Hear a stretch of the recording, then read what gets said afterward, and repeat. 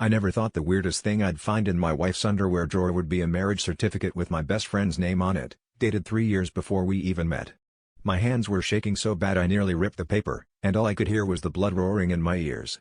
I tried to convince myself it was some kind of prank, but the signatures were real, hers and his, swirling together with an official seal. I sat on the edge of the bed, certificate in my lap, wondering how long I'd been living with a stranger. That night, I waited up for her, the certificate folded tight in my palm, sweat soaking through the creases.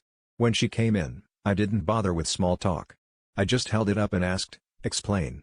Her face went white, then red, and suddenly she was sobbing, admitting that she'd married him during a wild phase and never bothered to get it annulled. She said it was over before it began, that it was just paperwork, but I couldn't shake the feeling that nothing in our life was real. My mind kept flashing back to all the times the three of us hung out, the inside jokes, the lingering glances I'd brushed off. In the days that followed, every conversation was a fight. She kept insisting she loved me, but I started noticing the late-night texts, the hushed calls in the hallway, the way she'd light up when his name came up, even though she swore they weren't speaking anymore. I confronted my best friend, who went pale and stammered that it didn't count and that I should forgive her, but the way his hands shook told me everything I needed to know. The betrayal wasn't just in the past, it was living and breathing in the present, poisoning every moment I thought was safe. The twist?